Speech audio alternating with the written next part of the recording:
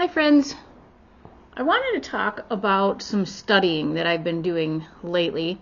If you've been following my channel, you know that the brain fascinates me and that I am constantly reviewing research. I'm not actually doing research of my own, like on subjects and in a lab and things like that, but I love reviewing the research that is put out and reading the studies and all of that, especially when it comes to finding ways to help health issues when conventional medicine has not helped, has not been successful, or you're put on one medication only to have side effects from that, need another medication, and so on and so forth. Some of these are things like diabetes, because that's very near and dear to my heart, but also things like epilepsy, brain issues, Alzheimer's, dementia. Those are two huge things because they run very much in my family. And so I study that to do everything that I can to try and prevent or minimize the chances that it will affect me or my kids. And there's so much more research out there now showing that things like Alzheimer's is really insulin resistance in the brain. Amy Berger has great research on that, and she has a book called The Alzheimer's Antidote, which I have.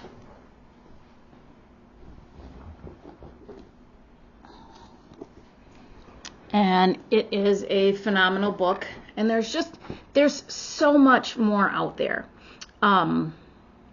Things like, because mental illness also runs deep in my family, anywhere from depression to bipolar, and that's as far as I'll go down that personal rabbit hole.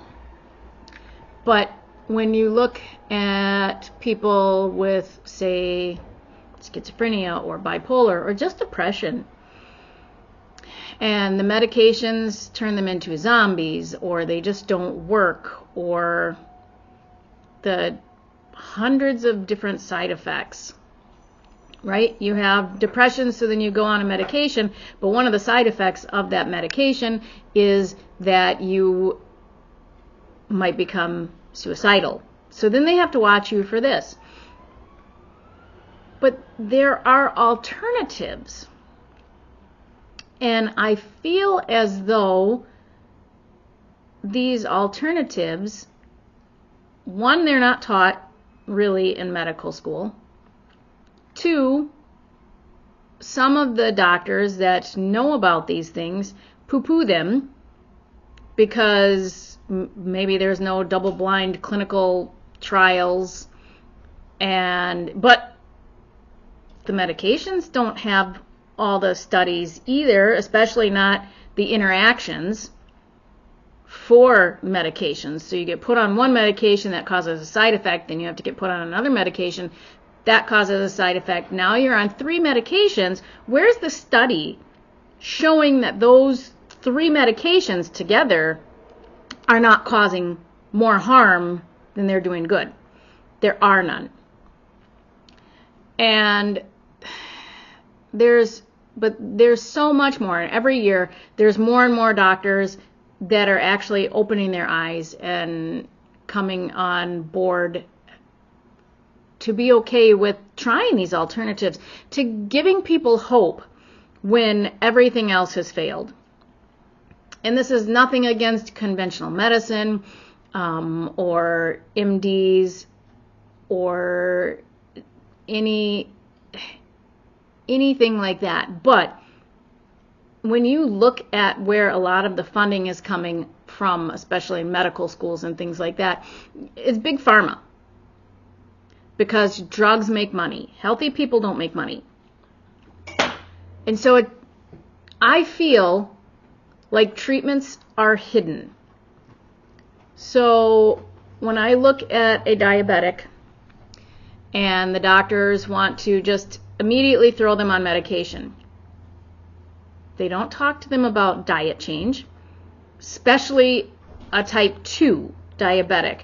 They don't say, hey, this is actually insulin resistance, and you can reverse that by lowering your carbohydrates. Instead, they put it in light that this is a progressively chronic disease, and so we're going to start you on metformin or glucophage, and that's, then you need to exercise, which exercise is important. But then it goes from that, and there's side effects with that, although that medication has the least amount of side effects. But there are side effects with that. And then when that starts tearing up your stomach or causing diarrhea or the other things that happen with that, then and your A1Cs still stay elevated, then it's, okay, now we're going to add another drug, say Trulicity, which is an injection. And that has its own mountain of issues. And now we're going to put you on insulin, even though the issue is that you make too much insulin because your cells are resisting it. Whereas if they would just say, cut out the carbs, if you want to eat veggies, but just focus on animal proteins and vegetables and keep your carbohydrates to a minimum, and we'll just watch it. They don't do that. So recently, my brain has been going down the rabbit hole of reviewing epilepsy for 2 reasons. 3. One is because I just find it absolutely fascinating, because I find the brain fascinating. 2 is a dear friend of mine. Her son has epilepsy, and he's an adult now, but still has seizures, and the drugs aren't working. And 3 is because my 14-year-old, when she was a baby, ended up with bacterial meningitis. And so me following my mama gut got her to the hospital in time, which saved her life. And then the wonderful doctors and disease specialists from Milwaukee, they saved her life. And we're so blessed that she didn't end up with any horrible long-term complications like being blind or deaf or mentally retarded. So we're very grateful for that. But there was a moment in that whole nightmare where we really thought epilepsy was going to be one of the long-term complications because she had been seizing and things like that. So she was on an anticonvulsant medication for the first 3 or 4 months of her life. Thank God we were able to let her just outgrow that dose, and as long as there were no seizures, once she was outgrown of that dose, we were able to just get rid of the medication. But through my reviewing the research and searching out documentaries and things like that, because I want to be able to give my friend, along with anyone else that may have epilepsy or seizures or things like that, some information and some hope, I ran across a movie done, this was back in the mid-90s. Meryl Streep starred in it, and it's called First Do No Harm. And it was, so the director of it was, I think, Rob Abrams, the director of First Do No Harm. He's the director of the comedy movies like Airplane, and well, that's the only one that I can think of because it's just hilarious. Don't Call Me Shirley. If you know that line, then you'll know who I'm talking about. Last name is Abrams. I want to say his first name is Rob, but I don't do well with names. Anyway, his son Charlie had epilepsy, got diagnosed right around a year, and was none of the medications worked. They did brain surgery. Nothing worked. And the doctors knew about the ketogenic diet because that's been used for epileptic patients since the 20s. Never once was it offered to them. And so through his research, pouring through books in the medical library and things like that, he ran across a book by Dr. Johnson, I want to say, at the Johns Hopkins University. And it was all about treating kids with, or epileptic patients, but mostly at that time it was children, with the ketogenic diet. And so, he went to his doctor and he's like, nothing is working. Why haven't you shown us this? And they knew about this. Well, the doctor said, because they didn't feel they had exhausted all the treatments. But they also didn't tell him that if the first drug fails, there's only a 15% chance that any of the other medications are going to work. So they took Charlie and enrolled him in Johns Hopkins epileptic program and got him started on the ketogenic diet.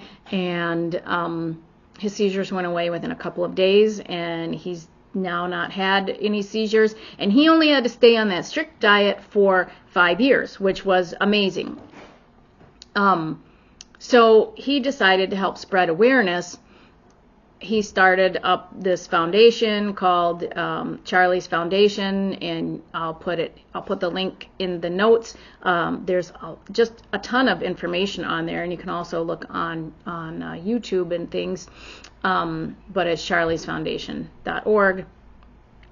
And then through this, he was contacted by a mother who was like, her son and everything was kind of back in the late 70s. And the horrific things that they went through with their little boy, Robbie, who, they went through all the medications, and then the doctor wanted to do brain surgery. And when the mom wanted to pull him out of the hospital and enroll him with Johns Hopkins, they were going to try and take her rights away, claiming child endangerment. So this is what this woman went through. And she had brought the book that was written by the doctor at Johns Hopkins, and she went to the doctor, and she was like, why haven't we tried this? And that doctor, said, because there's no science to back it, it's all anecdotal, and, there's still more drugs that we can try, even though nothing was helping her son. And all the cocktails of things that they were giving him was actually making him worse. And so this doctor wouldn't even release him from the hospital. And it was like this mother had no rights. So anyway, Director Abrams took this mother's story and created a movie based on it, and it's called First Do No Harm, and Meryl Streep actually starred in it as the mother. And I highly recommend watching it. There are places that you can watch it for free, but if at Prime you have to rent it. I watched it on the Roku channel because we have a Roku. So I just watched it on the Roku channel. There was commercials, but that's whatever. But it was based on this mother's story. And it just blows you away that these treatments are being hidden from us. They're just, and it, as a parent, it should anger us. As a spouse to someone that maybe has an issue and none of this is brought up, and whether it's through the doctor's ignorance of just not knowing or their choice to ignore it because the thousands of people that have been helped by it, it's all anecdotal. Who the hell cares if it's anecdotal? Why are we robbing people of hope when there's things out there? Now, I am not saying that living a ketogenic lifestyle or ketovore or carnivore is a miracle. Personally, I think it is because I've like seen it, but I'm not saying it's going to cure 100%.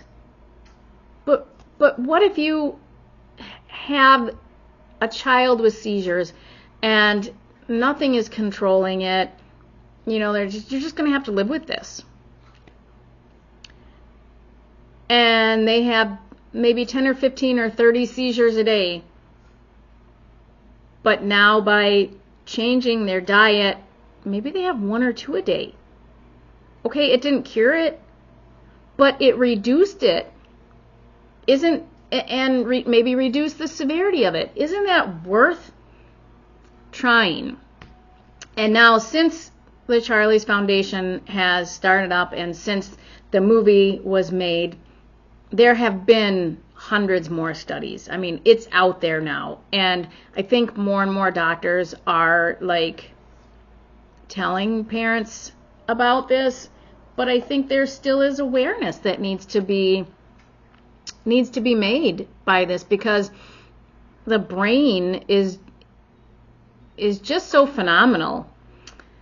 And now we know that, you know, like back in the 70s, everything, especially for a child, because you want to make sure that they have the right amount of protein and that they're having enough fat, because the fat is what builds the ketones in the brain, and you don't want to have like, then they thought that you had to have this strict, rigid way of eating and, you know, weighing out every gram of protein and, you know, all of that. And yes, for someone that is needing ketones to get to the brain, they do need to be more strict. But now we know that, you know, you could just, as long as you just track your carbs and you keep them low and you prioritize your protein, and someone that needs ketones getting to the brain will need more fat. So, you know, you'll need to do like a higher percentage of fat versus saying someone that's trying to lose weight because they're obese. They would not need as much fat because they have their fat to live on, and their body will use that fat to give those ketones. But we also have great exogenous ketones that can be taken orally. They don't taste good, but they can be taken orally as well, along with the diet, in an effort to help get more ketones to feed the brain, so the brain is going to run primarily off of ketones versus off of glucose. And so that the same thing with Alzheimer's and dementia. And I think back to my grandma, and she was diagnosed in 2011 with dementia, and we kept her home as long as we could. And it might have been, towards the end of 2012, towards the beginning of 2012, she ended up having to get put in a home, a locked facility that was memory care, and the staff there was wonderful. And she was there from April 2012 until she passed in the fall of 2013. And or actually the very beginning of 2014 was when she passed. But I look back at her diet, even leading up to the dementia, and it was just, everything was carbs. White bread, sugar on everything. It shouldn't be one of my fondest memories, but it is, was having a bread and sugar sandwich with my grandma. I think about that now, and it just felt, oh my gosh. But she would take white piece of bread, slather it with butter, and actually I think it was margarine. I don't even think she used real butter. But slathered it with whatever, sprinkled white sugar on it, kind of rolled it around, folded it in half, and ate it. And I just think, what if a doctor would have said, hey, we might be able to slow this progression if we can drop the sugar, drop the carbs, add in things that will help produce ketones, like more coconut oil or MCT oil, or more animal fat, or now exogenous ketone esters. No one offered that. No one said anything about the diet. And as wonderful as the staff was at the facility my grandma was at, the food was awful. And it's not even like it was a state-run facility.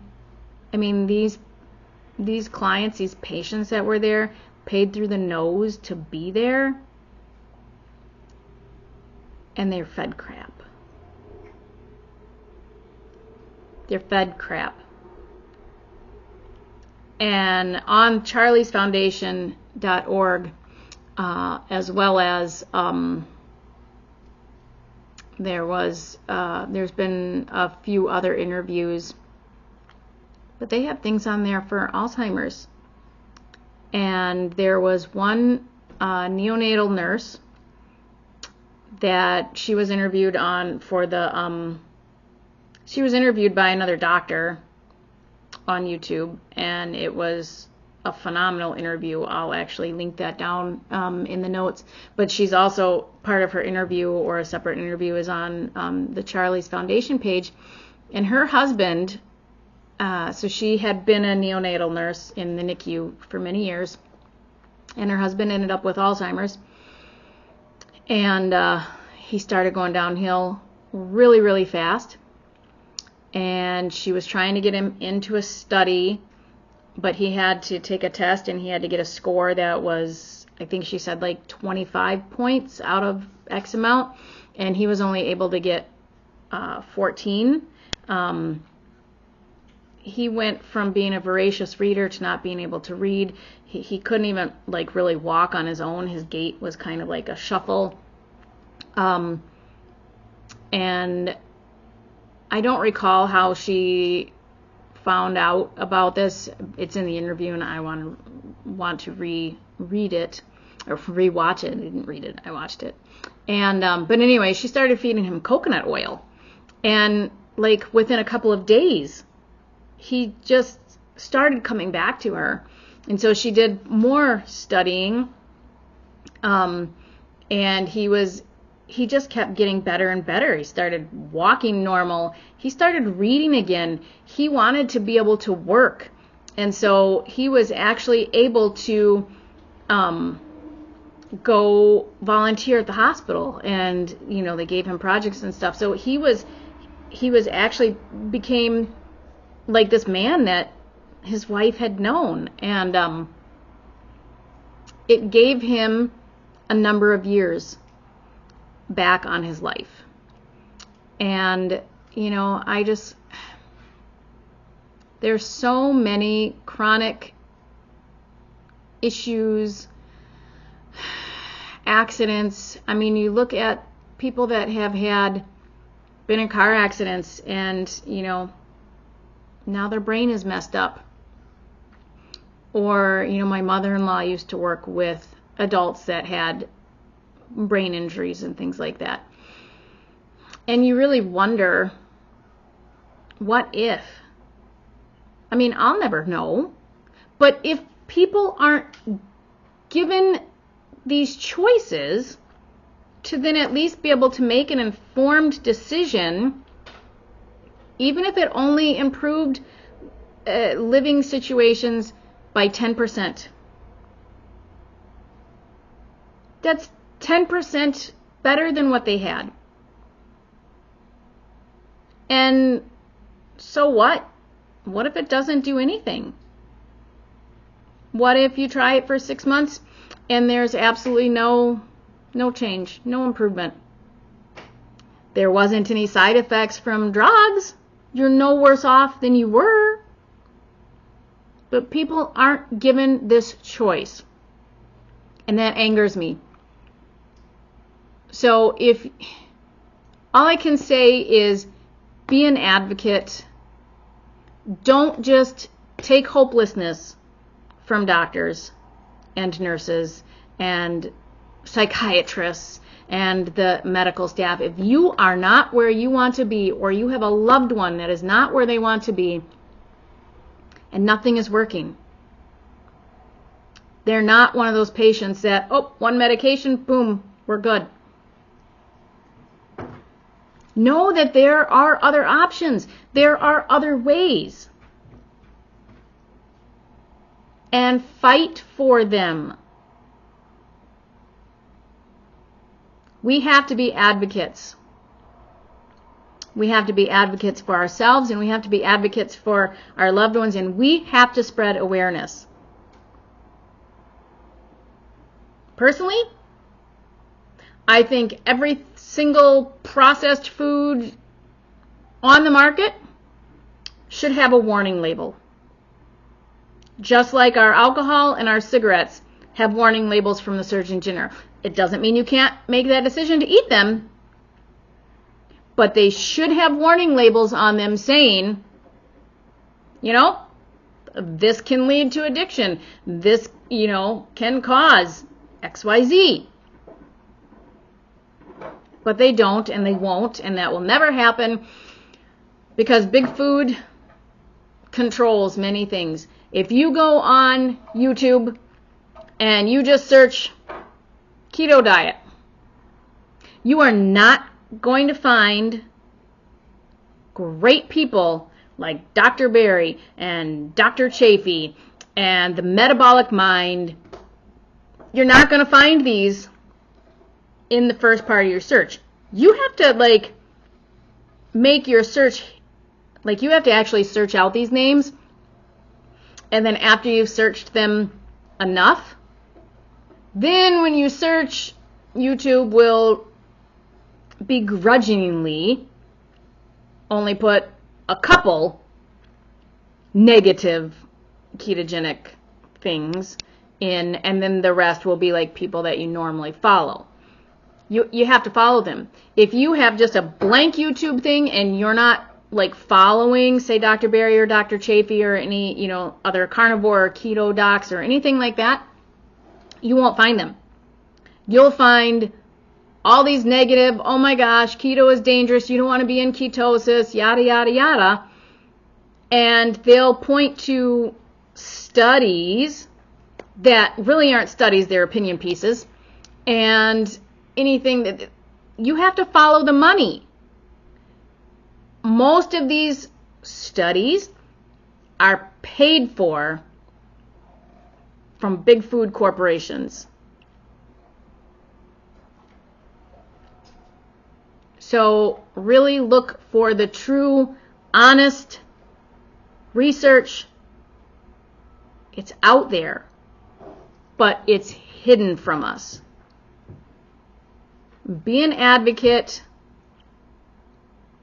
Share this with people that you love.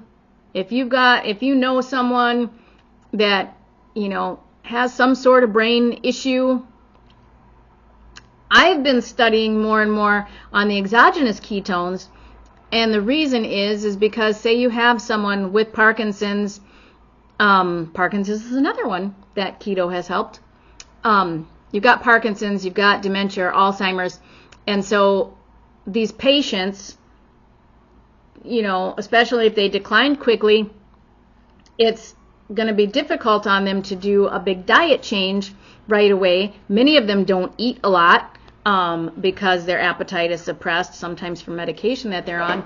So if you can start out with a good ketone supplement to help feed their brain and kind of reawaken them, then you can move into that diet. And so if we can heal the brain, even through having to use things like ketones before you do a diet change, do it. There's no harm in trying that. So I just had to come on and share because I've been, again, watching these documentaries, watching these stories of people with epilepsy and Alzheimer's, and I think back to my Ellie, and if she would have ended up with epilepsy, thank God we never had to deal with that long term. But I don't know where we'd be. I'm pretty positive this would have never been brought up to us by the doctors. And so that scares me. That scares me that there's so many parents out there going through this kind of thing, and they're trying to do the best by their child, and they don't know. They don't know about this. They don't know, unless you're one to actually go off and be like, well, they're not helping my kid. I'm going to go to the medical university library and I'm going to start digging through things. Unless you're that type of person, you're not going to find out. You don't know. You're going to trust the doctors because that's what we're taught. If you got anything from this, don't blindly trust anyone. Don't blindly trust medical, psychiatrists. Look into it for yourself. Find where the funding comes from. Look into alternatives, and don't be afraid to stand up for yourself or your loved ones. If you made it this far, thank you so much for watching. Please be sure to give a thumbs up, subscribe to my channel if you're not already subscribed, and share this video. Have a great day, and we'll talk again soon.